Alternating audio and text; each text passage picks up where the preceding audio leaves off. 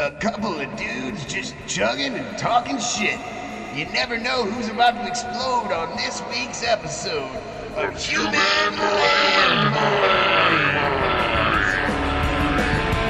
With this week's guest, Michael Hanf.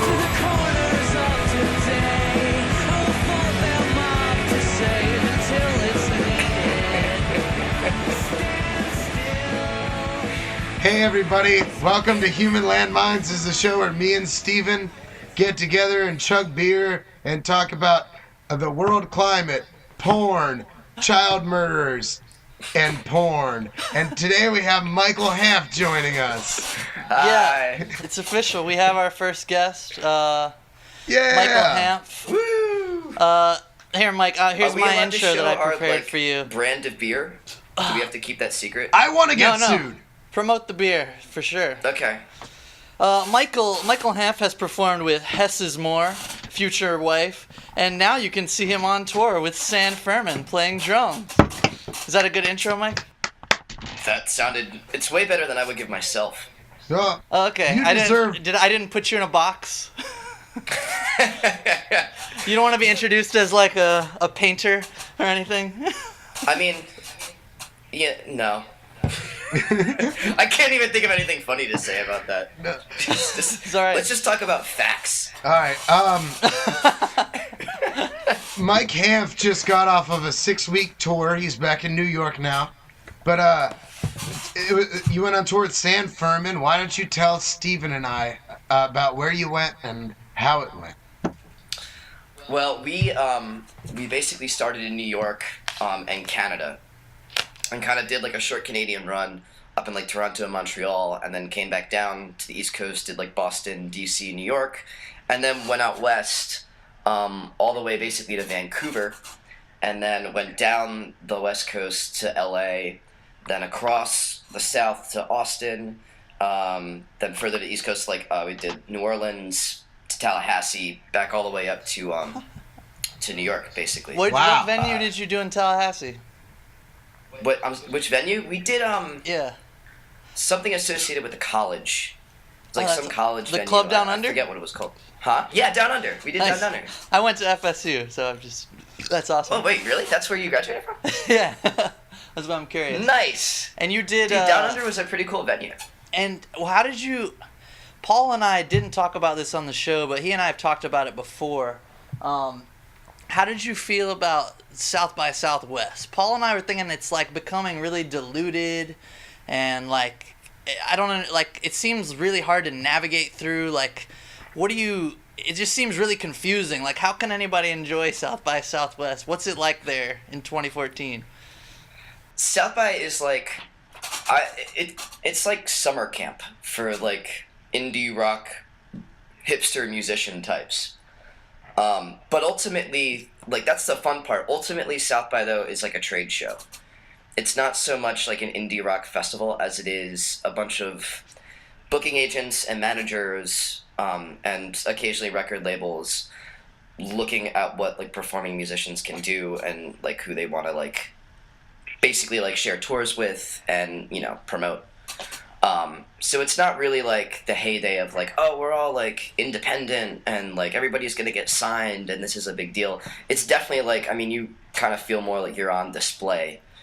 I guess the thing me and Steven had talked about before was that a lot of really good bands that we know, are headed there. Like a lot of Charleston bands and a lot of bands from Columbia went to South by Southwest. And I was really excited for them, but then there's some people that, like, they've been playing for 5 years, and it's just like a girl crying and farting on a ukulele, and like, she went too. Mm-hmm. And I don't know, me and Steven had this, we're talking about South by Southwest, when we were talking about, like, how a lot of people, like, can make lazy art, and they still have like a conduit to push it through, even though not to discredit any of the bands there's like tons of real talent. Did you hear a lot of bad bands? Yeah. Oh, of course. Yeah, absolutely. Right. There are tons of bad bands, but there are also really good ones. Yeah. I mean, yeah, there's, when you start getting into argue or like a conversation about quote unquote like legitimacy, I mean, it's a difficult conversation to have, like, especially now, you have kind of layers upon layers of like meta art. Yeah. So it's kind of hard to see, so I kind of try, especially in a place like South by, it's like you have one of two options. You can go there with like a series of expectations and decide whether or not it met them. Or you can just go down there and be like, you know what, I'm going to drink a lot, I'm going to see as many bands as I possibly can, and I'm just going to enjoy it. Yeah, that sounds more fun. And that's kind of the way I went about it. Yeah. Because you just can't, I don't know, there's no point into being disappointed. It's the music business. Yeah. Like, if you're still like wide-eyed and like starried about like how wonderful it's going to be, how people are going to love you, and how legitimate everybody is going to be, I mean, then give it 5 years. Give it 5 years until it's 1:30 in the afternoon and you're drinking a 24-ounce can of Yingling, talking to your friends. Yeah. About artistic integrity. Well, no, it's a good point. Like, a lot of us, for those of you who don't know, me and Paul and Mike all grew up playing music in the same town, and there's plenty more of us. Mike, you're one of the few people I know that essentially makes a living 100% through like playing music and recording music and being an audio guy, and you're 100% you're 100% music, which I think is an accomplishment. But is it what you wanted it to be? Is it what you thought it would be? Certain parts of it, yeah, absolutely. Yeah.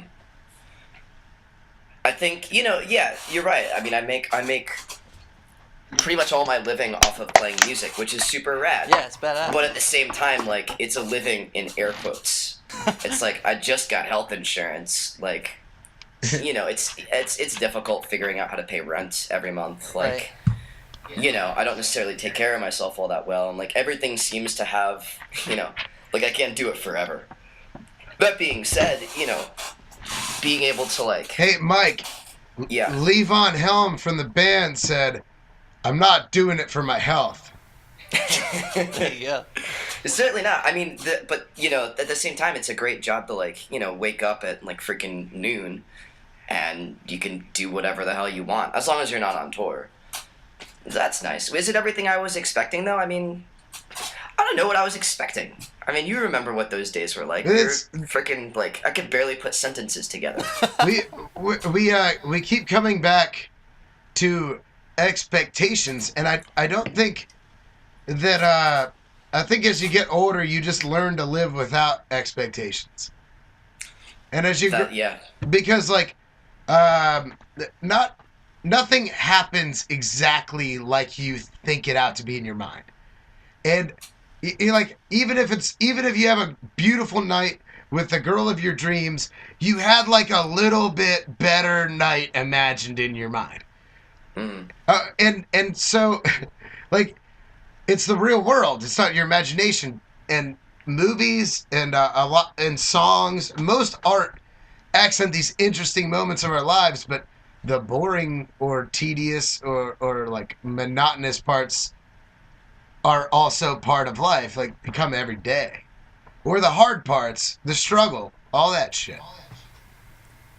Yeah, and in a lot of ways, like if life had turned out like I even wanted it to, like when I was 17, it would have been like sort of shitty to me now. Like my expectations have changed. Like I don't want to live like my dream from when I was younger. You know what I mean? Other shit comes along that's even cooler, which I think is the beautiful part about life. Is like you learn more and you can evolve your expectations to be even greater. Well, when we were 18, we thought it was cool to go to Myrtle Beach. Yeah, exactly. Got over that one pretty quickly. Look how far we've come. Exactly. Fuck yeah. No, I mean it's true. I think like I can barely even remember what I expected out of life when I was like when we were all going to school together. Like I don't even know. All I know is I was probably really stupid. Mike, the one over-prevailing thing I remember about being a high school boy is I hope I have sex once. Yeah, That's like that's the dream. There you go. Yeah. Very simplified life. Yeah, which reminds me, Mike, me and Paul wanted to ask you this.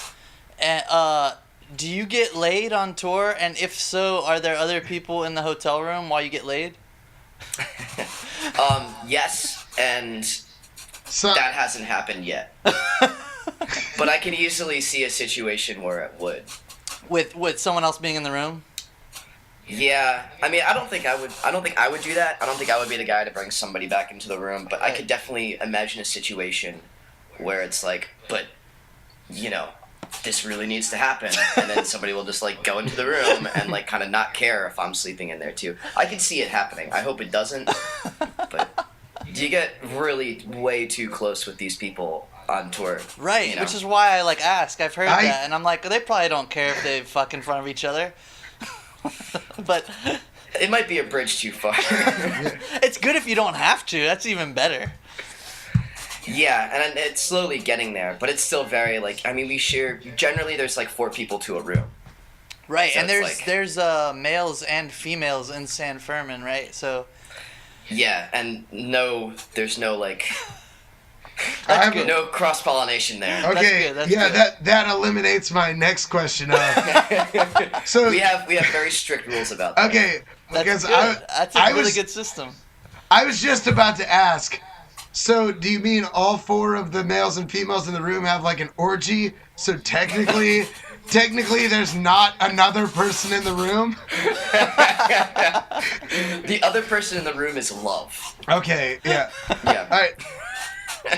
Hey, so That's now you're prepared if this ever happens and somebody's like, this has to happen now. You just turn to the bandmate having sex with somebody and be like, you better blow me too. Just like a very smooth, like, hand on the buttocks. Yeah. Kind of, like, gradually move over. That's awesome. Exactly. Oh, man. I'm glad that hasn't happened yet. And everybody in the band's, like, super professional, generally, so, like, I don't even think, you know, the guys or the girls in the band would even go as far as, like, sleep with each other. That's I don't good. think. But then again, I don't know what everybody's been doing when I'm not around, so they might be. Well, That's awesome. yeah, this is going better than I ever expected it to. Hey Mike, when me and Paul were 19 or 20, after sophomore year of college, we drove from Charleston to Chicago to go to the first restarting of Lollapalooza, and I just saw that you guys are playing there. That's fucking badass. Have you done the summer festival thing before? Haven't done it as intensely as we're doing it this time. I mean, I've done festivals here and there. I've done Copenhagen Jazz Fest pretty much every year for the past 4 years. Done Montreal Jazz Fest. Is that it? I feel like there's more. Oh, I've done there's like an Aarhus thing in Denmark. I've done a few. Celebrate Brooklyn once, but this is actually going to be like, July is insane. Well, you know, like, I'm not sure actually how many of these I can talk about. There's a lot. We're doing a lot of festivals, but if they announce Lollapalooza, we have that. And then a few more that we kind of have to, like, fly around and go from, like, show to show, except they're, like, festivals. It's kind of wild. It's weird. That's awesome. So you guys are definitely doing even more than just Lollapalooza, though? You're going to hit up a few of them? Yeah, there's quite a few that we're doing. That's awesome. Yeah, That's awesome, I can't man. remember which ones are announced. Pretty sure Shaky Knees was announced. That's in Atlanta. I don't know. I forget. Don't get in That's trouble. somebody else's Don't joke. get in trouble with your agent right now and start saying shit. Yeah. Yeah, that's the only thing. I want to be able to talk about it, but since I can't even keep it straight in my own head. Well, after our 10th episode, which is in 2 weeks, me and Steven are buying a Human Landmines yacht and having a yacht-based music festival. Yeah, is it all going to be yacht rock? Yeah, no. But we can call it that if it's on a yacht. Yeah, for Okay. sure. Do you think you could get Michael McDonald to play? Maybe. Who's Michael McDonald? from Doobie I Brothers. don't know who that is. Yes. Doobie Brothers, is that it? Oh, okay. Yeah, something like that. He's He's got that like Sweet. beard and stuff. yeah, and he's like he's got this soulful voice, and he's really fat and plays a tiny piano. Hey, Just Mike, like an SNL sketch. yeah, Mike, can I tell you about this concert that I pawned my dad into, because my dad lives in Rock Hill and it was in Charlotte, and I conned my dad into buying me and my stepmom and my little brother tickets 2 years ago, and like Okay, this sounds great. it was Boz Scaggs, Donald Fagen from Steely Dan, and Michael McDonald with a 10-piece backing band in the Verizon Amphitheater. And they had like 3 doo-wop singers, and they played each other's songs, but they also covered the Grateful Dead. They covered what's his face? The guy who plays the jazz guitar. I can't remember. That guy. Kurt Rosenwinkel. Yeah, Kurt Russell. And they cover the Beach Boys. I can't remember who I'm thinking of because, I'm drinking this huge cup of booze. But I was like, Dad, we need to take the family to this. And he's like, you're right. I know who those 3 musicians are. And I got him to buy us all tickets. That's awesome. Yeah. How was this show? Was it amazing? It sounds pretty good. It was like, they called it the Dukes of September tour. And they went on tour for September. Like 4 years ago, all of September, and they covered each other's songs on stage. So like the original singer was singing, but they also like played a ton of other people's music, and it was like a 3-hour set, and it was awesome. Oh my god, that's really rad. No opener, just like they played the whole time. That's insane. And I sat on the grass, and my dad bought me Tall Boys all night, and I got wasted. That's perfect. That's beautiful. Yeah, that's a beautiful story. Well, I know Was that? my dad doesn't care about art, so he's not gonna watch this. So I can tell that story. Wait, so was that the best show that you've ever been to? Ooh, that's a good question. I don't know. It's probably in my top 5, to be honest, or top 3. Sure. Mike, what's the Comfort best level show you've is ever been a to? factor. Well, I can't answer that for sure because I saw Huey Lewis in the News when I was 2. Ooh, And that was like, that's in their like heyday. his I just heyday. don't remember it at all. Yeah. I was like yeah, a that's baby. classic. Oh yeah, look, Paul. Look, little Paul. That would be in what, like That's 1988, That's Huey 1989? Lewis. Sports came out. That's Huey Lewis. And I was just like, oh yeah, but I'm a baby. This is loud. I wish I would have remembered it, but. But yeah, so that would be like 1988, 1989. Yeah. That's like, yeah, that's the classic, like, ultimate Huey Lewis lineup. Like, Right after he sued Ghostbusters theme song, he's ready to roll. he was riding that white horse of, like, cocaine Yeah. and bitches, like, straight onto stage. He was still wanting a new drug. aren't we all? Shit. So, hey, speaking of drugs, Mike, you don't have to say if you personally do drugs on tour, but if one of your anonymous bandmates wanted to find drugs on tour, do you guys have trouble finding drugs on tour? Are you like the sketchy guy going into the record store and being like, hey, Great man, question. where's the pot at? That's a great question. Or- Which, I don't really see anything under M in your disc thing here. Yeah. How easy is it for us to? Okay, so it depends on the city, and it depends. It ultimately depends on time, but like once we started playing bigger venues, like venues that are like 250 to like 450 cap venues, generally they have like an in-house sound person or like 2 or 3, a stage manager, a lighting guy. And those guys know how to find stuff locally. Okay, cool. For sure. And they'll do it for bands. Well, because you said it depends on the city, because Charleston is in South Carolina, of course, and Georgia. I believe South Carolina and Georgia are the 2 most criminalized marijuana states in the nation. Like Really? and maybe with all drugs, but they have the harshest marijuana laws, and so you can go to jail for a first-time offense if it's like over an ounce. And For real? Jesus Christ. I believe they're still like this because everybody still acts like that because you have to be like, but I ride a rickshaw, which is essentially like a sort of free, free falling hippie sort of, whoa, surfer bro, beach guy sort of job. And so everybody who hops on your bike, if they, if you might, not everybody's cool. So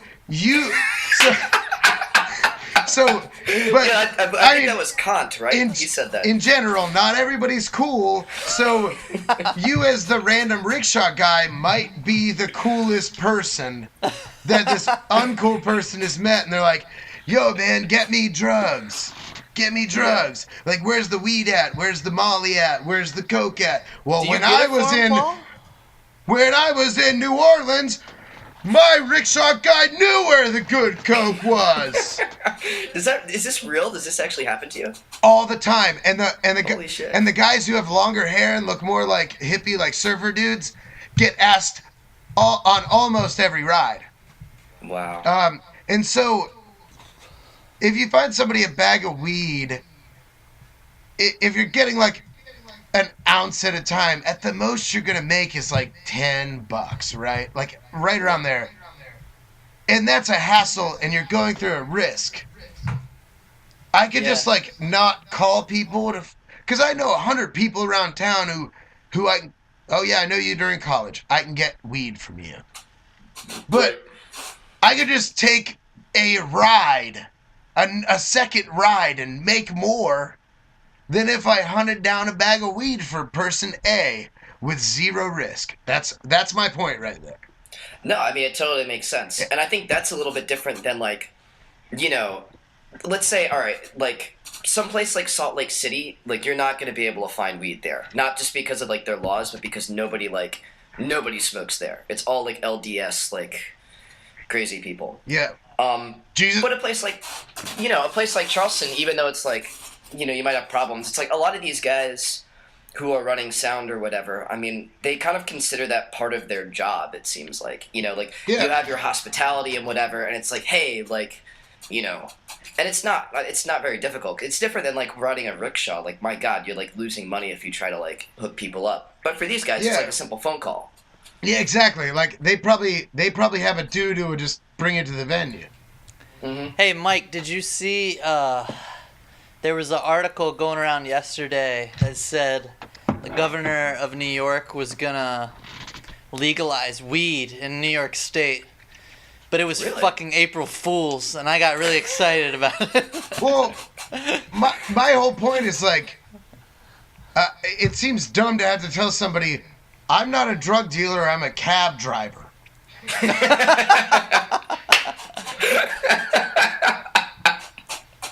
Where do you want to go? Okay, cool, I'll bring you there. Yeah. Wait, you want to get crystal meth? Why are you telling me this? You are oversharing, my man.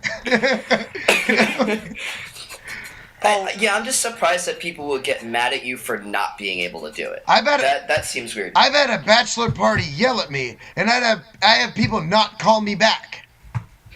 Because I'm not the cool rickshaw guy who's going to hunt them down whatever random drug they want. Or, yo, where's your pills? Yeah, whatever the hell dabs is. I want to blowtorch that and do it. Is that I don't even know what that means. Holy shit. I don't even... I've heard... Blowtorch some dabs? Is that the term? You can Google dabs, Steven. Dabs is like a new way of smoking highly concentrated weed oil. Wait, Paul, what I'm Googling right now, I Googled rickshaw driver, and every single one of them looks like they could sell you weed. Alright, I'm Googling it right now. It's like it's like yeah, Google Charleston Rickshaw America. Company. They all look like they could hook you up. Don't Google my company. I'm Googling dabs. I think it's bullshit. Like, people expect so much. Like, you go to a fancy bar and you grab the waitress's ass and she's like, that's sexual harassment. You're like, bitch, I'm at a fancy bar. I'm supposed to grab your ass. What's wrong with normal people? I don't think those are normal people, man. Those are people who, like, maybe normal people who feel like they're on vacation or they need to be served something. Or that they're owed something. Like, Here you go. Let's bring this all back around in, like, the circle. Expectations. They have expectations. Yep. Yeah. like, shouldn't you just meet somebody and, like, start talking to them and be like, wow, you're an artist? Yeah, I have an art opening. There's free wine. Okay, cool. I got to know this guy, and he invited me to his art opening with free wine.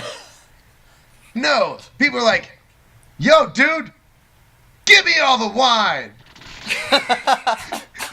Yeah, man. This is definitely not the conversation. I can say when I was 16 years old and we were going to, like, marching band concerts together, I wasn't expecting to have this conversation with you two at 27. Well, I'm glad It's for goddamn sure. It's important that we have it, though. Yeah, you never know who's about to explode. That's our theme. Oh, man. Yeah, that's really disappointing. Dude, Steven, so what's going on with your job? It's good, man. I'm still, I'm booking live music at the Rock Shop. I almost posted a rant, today on Facebook about, and this is good, it kind of has to do with expectations. And if you've ever been in a shitty band, maybe you've tried this too. I get people that email me who want to book a show at the Rock Shop, and but if they suck, here's what they always say. They say, hey, we want to come play a show. You don't have to pay us. We just want to play in front of a crowd. Which literally means We can't draw we a don't crowd. have any friends, and no one's going to come to the show. But we want to pretend like we're doing you a favor, but instead you're going to do us a favor. Right. Fortunately, that doesn't happen that sounds like too fun. much, but that was my latest thoughts on my job is like Uh-oh. it's so obvious when a band is shitty because they don't know how to communicate and they have bad expectations. Oh, It, cool, we're back. Sorry. I have a story back in my journalism days Yeah. of they gave me a Band of a Week column in the Post and Courier Charleston Scene magazine. It came out every like Thursday or whatever. And the first Band of the Week, my editor sends me this email and he's like, yo, Paul, you got to interview this band. They're local, they're heavy metal. I'm like, why haven't I heard of these guys? And he's like, this is, I'm forwarding you their manager's email he just sent me. And so this dude, this manager, he's like, listen, this band is the best thing you've ever seen. This is gonna blow your mind. You have never heard anything like this. Sure. And so he's like, they're gonna meet. I'm like, where do you want to, meet up any day? Let me know when you're available for an interview. And they're like, meet up at King and Calhoun in front of the coffee shop, and we'll do the interview in the hotel lobby. And so, like a real junket. yeah, so I'm like, wow. And so I'm standing, in the coffee shop looking around. It's like college girls studying and shit. And this like 55-year-old dad looking dude walks in and he's like, you Paul? And I'm like, yeah, what's up, Paul? He's like, great, I'm Ben something.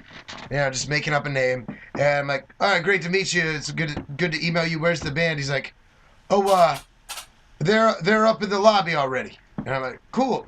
He's like, yeah, best thing you ever heard, man. And I go up in the lobby, and these kids are like 16 and 17 years old, and it's like the bass player's dad was the manager the whole time.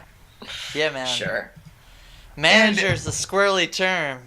And then, but then my job tells me that this has to be my first Band of the Week because of how much they've been in contact with them and how much they promised them that they'd write about it.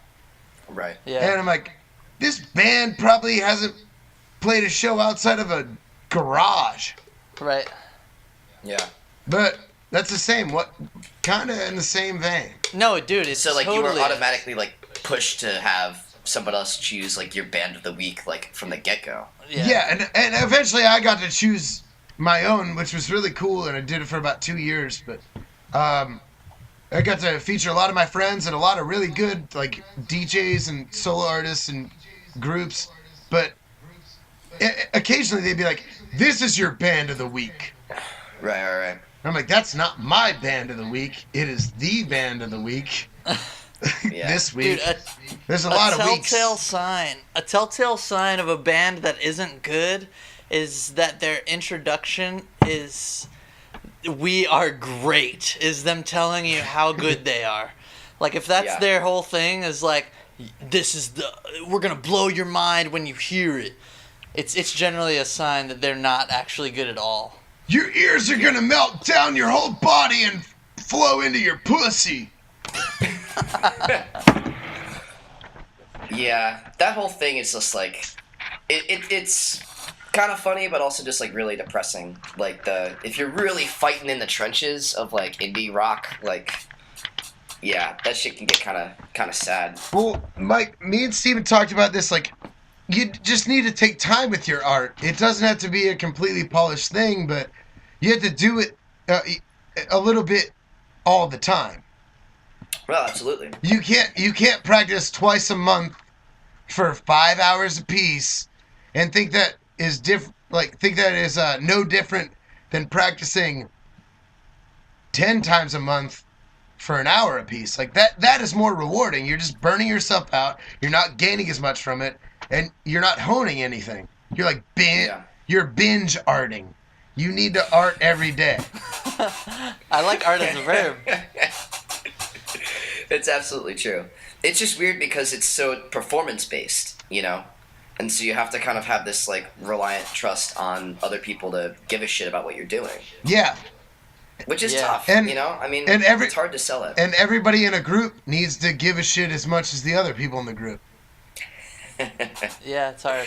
Yeah, and that's kind of difficult to figure out. Yeah, definitely. It's like a relationship with more than one partner. It's like a... Yeah, it totally is. No, it totally is. Yeah. Yeah, And then you just kind of like cross your fingers and hope that you're not the dad figure. Yeah. Because that's the worst. Yeah. Or hope you're not the only child from the four-parent... from the four-parent offspring.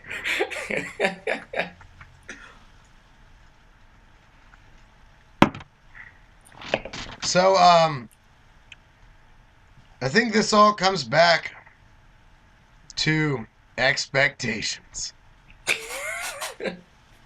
Gotta all bring it around.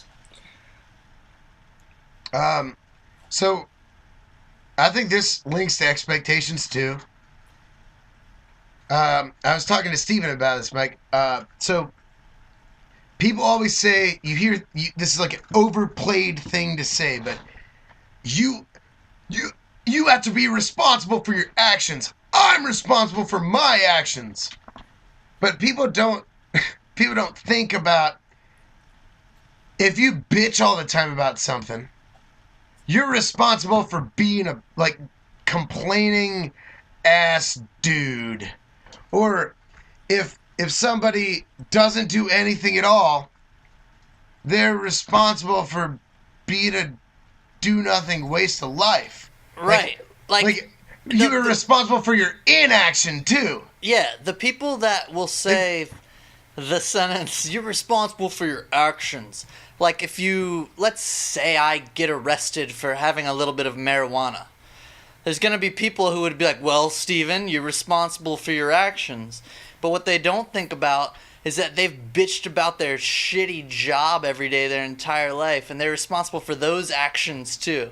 To still have the same job and still hate it. Right. People who say the sentence, "You're responsible for your actions," almost never turn it around and say that they're responsible for their inactions. Like it's like the classic Geddy Lee complex of not making a choice, you've still made a choice. For sure, yeah. Yeah, exactly. Get up here, sir. What is that called, Mike? The what complex? The Geddy Lee, that's from a Rush song. Oh. Right? Isn't it from Tom Sawyer? Well, yep. I mean, yeah. you say So I mean, is the point that like it's kind of like a noise pollution thing by like bitching about stuff? You're kind of like bringing down the whatever emotional zeitgeist there is. For sure.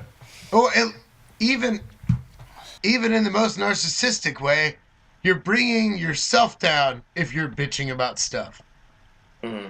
You should create your own universe. That's what Steven always says. Like, if you're sick of looking at Facebook and reading a bunch of people's shitty shit, block them. Create your own universe. If you're sick of working at the job that everybody is a dick to you at, quit your job and get a job where you like the people you work with. Create your own universe. Like, you don't like your girlfriend because she makes you feel like shit and belittles you, break up with her and fuck somebody else. Create your own universe. Like, people, like, hey, if you don't want to talk to anybody today, but you still go out and you walk around town and you go out to the bars at night and you're miserable about like, God damn it, I wish I didn't have to talk to anybody today. Stay at home. It's your choice. You know what? That's an important, if I could make my own PSA, that's an important life lesson Steven? by the time you hit like 22 Did we lose or Mike? 23. Oh, shit. It's like you don't have to go out. Sometimes just staying in, you'll be way less. Repeat what you just said. Your audio went out for like 10 seconds. You said that's an important part, and then it cut off. Sorry, it's an important lesson to teach like people who are like 23 or 24 years old or like younger. It's like you don't have to go out all the time. If you don't feel like going out, like just fucking stay at home and you'll probably be way happier that night. That like my life got instantly better when I figured that out. Like I don't have to go out all the time. Yeah, and having time to yourself is very important. Yeah, absolutely. No, you know, and the other hand of that too, like, especially people that I know in Charleston, like when I go home and visit people, there's like a certain kind of group that like don't bitch about anything and also don't do anything, which I think is also very awesome. Yeah, man. Like some of the people I know, they just like, you know, they have like a cool little house, you know, and like have a job that's like fine. Yeah. You know, and like a girlfriend that's like pretty cool, man. and like don't complain about anything, also don't do anything, and that just seems honestly like wonderful. Yeah, if they're happy, what the fuck can you say about it? That's awesome. Yeah, what else do you want? You're happy, your job's pretty good, your house is pretty good, your girlfriend's pretty good, your life's pretty good. Like, yeah, I mean, and the weather's great. Yeah, you know, it's nice. Yeah. But there's also people who, not everyone in Charleston should be like that, but there's also people here who are like, I need to not do this anymore. I need to not do this anymore. I'm just like, I'm not doing anything. And I'm like, I'm like trapped, man. Do you get it? I'm like trapped. Isn't not doing anything awesome? Like, oh, my day was so stressful. I had to go to the DMV, and it took me 20 minutes, and then I got drunk. Hung out on the porch all day in the hammock. And then I walked my dog to the park, and a bunch of people got me high there, and I didn't even know them, and we became friends. And then I went home and slept in the hammock with my dog. Right. So if that's the way you spent your day, don't go around bitching that like you need to fill out new job applications or like you need to you're already doing it. Opening. It's like, you know what, you slept on a hammock today. You're fine. I guess the only thing we can bitch about in Charleston is that the rent's getting more expensive, so we're gonna have to do more shit instead of not doing anything. Yeah. Isn't the end goal of all the fucking, from the caveman through the Renaissance through everything, isn't the end goal to not have to do anything? Everything's about leisure time. Like retirement. You should not dream about retiring. You should feel like you're retired your whole life. Yeah, which is why I don't understand why people get upset when they're like, the computers and the robots are gonna take our jobs. I'm like, isn't that the fucking point? To have the robots do everything so we can jerk off and sit in a hammock all day? Like, have them take all the jobs so that we can just hang out. Like, pick the fruit, deliver it to me, whatever. All this human evolution and this huge revolution of technology. Yeah, it sucks that we built robots that could do everything, so all we had to do is... Oh, wait, we don't even have to scratch our own balls anymore. We built a robot to do that. No, it's absolutely. But I mean, I'd say like, don't you think if life was just leisure? No, I'm not saying like your job is like building cars or something, which is a great job, but like maybe you don't enjoy doing that, and we can have the robots do that. But if all you had to do was sit around all day and you didn't like write any music and didn't like, I don't know, wouldn't you get bored after a while? Don't you feel like you need some kind of like deadline to do something? And I think that every human needs to know, like Miley Cyrus, Steven, she's from the South, and we feel like she knows the value of a hard day's work. For sure. Can I tell you guys a theory I've heard about this? Yeah. Okay, so imagine we do get to a point where it's pretty much all leisure, almost utopian, like obviously hundreds of years from today. So the theory is that people would get bored as fuck because there's robots doing everything for them. They literally don't have to do anything to go about their day. They can consume art and food and everything they need. So what they would do naturally, technology's advanced, they would go into some kind of virtual reality simulator which would simulate some time longer ago. Maybe it's like Jesus's era, or maybe it's the Middle Ages, or maybe it's the year 2000 when people still had to do shit because these people in the future, they're bored. So they want to go into a simulator and feel what it was like to struggle a little bit. And if that's natural, their dream would be like work. Yeah, and if that's natural, which I think it is, then is it possible that that's what we're already in? All right. I got two things to say. A, this might be the really boring version of the Matrix. Right, exactly. Wait. And then my number two, if this isn't, and we're eventually going to have technology be able to, our leisure time is spent simulating work. That's what we did in like the late 80s and the early 90s with Oregon Trail.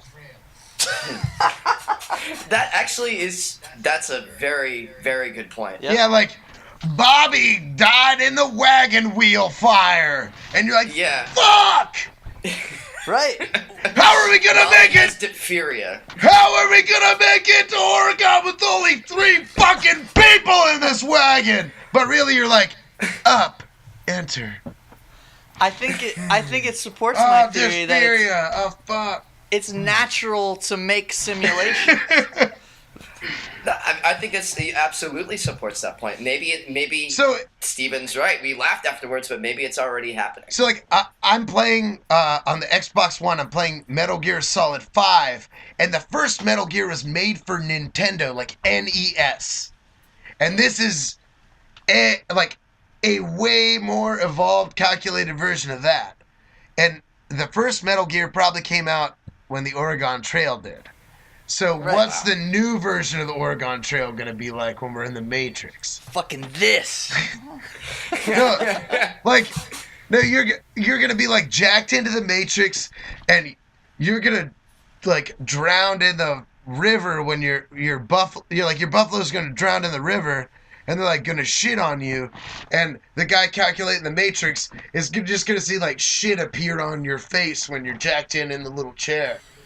And he's like, oh no, the buffalo died, they just sprayed shit all over the place. Molly's gonna get diphtheria, and her all her guts are gonna start shooting out, and she's gonna be in the little chair, and her guts are gonna be spraying out of her body. He's like, fuck! And then like Bobby got typhoid fever, and Bobby's gonna be spitting up blood in the little Matrix chair. This shit's. Well, did you ever see Inception? Yeah, it's just kind of like that. I could see it being more like that. It's just a constant dream state where they just like put you under for like a few days. That was a meta movie.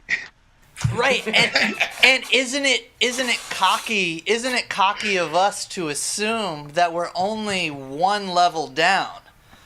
Like, like, why do we assume that we might just be the simulation? Why aren't we? We're Oh, obviously building Oregon Trail, so why wouldn't we be the simulation within a simulation within a simulation? Like, why would we be so cocky to think we're only right near the surface? Like, Well, I mean, some. because you have to. Go ahead. Let's. We all have so many opinions. So somebody's like, they're like sitting on their Oregon Trail, and they're like, Paul's doing a podcast. Yeah, exactly. Make Paul say this. Exactly. Paul's gonna scream "fuck" now. Yep. And I'm that guy. Fuck! God damn And the it! people who are imagining you might be in another simulation and like, blah blah blah blah blah. Right. You know, but it assumes. Here's the thing that I can't get along with is that assumes that there's another kind of like being or thing out there that cares enough to imagine something like this, which I don't, I can't even go that far. It's like life isn't even that exciting. No. You know what I mean? Like most of the things in life are boring. Right? Most of the explanations are the simplest, and most things are just kind of like, oh, Absolutely. It's like the whole reason, CNN's talking about this, like, Malaysian flight thing, and they're coming up with all these, like, zombie plane, like, craziness theories. The best explanation I read in Wired was, like, oh, they, like, had to basically refuel, diverted the plane, ran out of fuel, and then crashed. It's like... Right. The simplest... That's probably what happened. Yeah. Simplest explanation is usually truest. There's a famous quote, and I don't know who said it, and it's like, if you're in London and you hear hoofbeats, you should assume that it's a horse and not a zebra. Because I mean, it makes sense. Unless you're at the London Zoo. Do they have a zoo in London? I don't know. maybe we are. Hey, we're close to running out of time. Not really, but this is just how long we do it for. Mike, do you want to pimp anything, like any projects, websites, anything before we finish up the show? I mean, we're about to go to Europe. I don't know what your European fan base is like. It's huge. But, there's that. You can check the website for San Fermin dates. Beyond that, that's kind of my life now. So Okay, cool. I don't have anything else until like I eventually finish a record, which I'm still working on. Goddamn What it. are you recording as Michael Hanf, or is it the what's it called? The other thing, the thing that I still want to do that thing that we're supposed to do together. Well, yeah. But I like just kind of like haven't worked on that in a while, and I've been recording stuff under my name. Cool. Trying to What's put that the together. thing, the before the end duet of that the you year. have, Mike, with the gal? Isn't she from Charleston anyway? Oh yeah, that I don't know what happened with that, but it's not Oh. not a thing anymore. Okay. Wait, is it pronounced? How's San Fermin? You said it differently than me. Oh, sorry. Yeah, I think that's the way you're supposed to say it. It's like San Fermin because it has the accent and whatever. But I'm a fucking from idiot. New Jersey. I say San Fermin. Okay. It's like it's fine. San Fermin, everybody. I'm gonna say I'll Atlanta. just call y'all San Fermin Conocento. There you go. The only thing that gets me, like, I don't care how people say it, but some people will say Sam. Like, it's somebody's... So then, the amount of times, like, here's another thing, like, promoters, the amount of times that we'll walk into a club and some, like, fat dude, like, sitting at the bar, it's like, hey, my name's Greg. I've been promoting your show for forever. Which one of you is Sam? Oh. It's like, dude, come on. Oh. Come on. Yeah. That sucks. Lazy art. Lazy. Minor league shit right there. Yeah. Mike, are you it's- still playing with Hess at all? Yeah, you still playing Hess? We have a record that's done. We're shopping it around right now. I think we're trying to release it like sometime during the summer, but Cool. that'll come out soon. Pretty All excited right. about that. Everybody go listen to San Fermin and Hess's More, and Hess's find a YouTube stream of Hey, I have young John Lee's "We're Gonna Die." I have this Godwin Falcon CD release flyer. It's me and the boys with a bunch of strippers. We're playing When on is that? April 15th. Nice. This And is our- everybody in Charleston, go see Paul's I'm in a band, bikini. Godwin Falcon. and there's a gorilla and there's strippers and Creighton's upside down. Oh, Creighton? There's- Are you for real? Yeah, and there's Brenton. Holy shit. And we're Oh my god. we're with Matt Hughes and Jonathan Peace. Matt Hughes? Yeah. I thought he lived in somewhere other than Charleston. Wasn't he in the military? But he moved back. This is our CD release show for Ape Hanger vs. the World, our second studio album. There you Nice. go. Where did you record it at? Peace's house. But Awesome. but he's like he's one of the few guys I know who plays music for a living, and his roommate does too. And he has a full setup. It's sweet. But That's awesome. yeah, but we're playing in 2 weeks, and I wish you were here, but you listeners, you go to the Royal American on April 15th. I hear the Royal American is cool. It's It's a great venue. Steven booked some shows for that. I do. Yeah, you were telling me. Yep. Yeah. Everybody go to and- the Royal American, and everybody do everything that Paul and Michael Hanf do. And do stuff that Steven does too. That's all right. His Hey, Go to the rock shop. thanks Yeah. for joining us in the first April edition of Human Landmines, and our first time having a guest. It's been beautiful. let's call this episode April Fools. Yeah, bitches. Wait, I'm not actually here. Or are we all just fools? Ooh. We're all just brain in a vat somewhere. Peace, bitches. Peace! HumanLandmines.com, Michael Hanf, Sam Furman, Sammy Furman.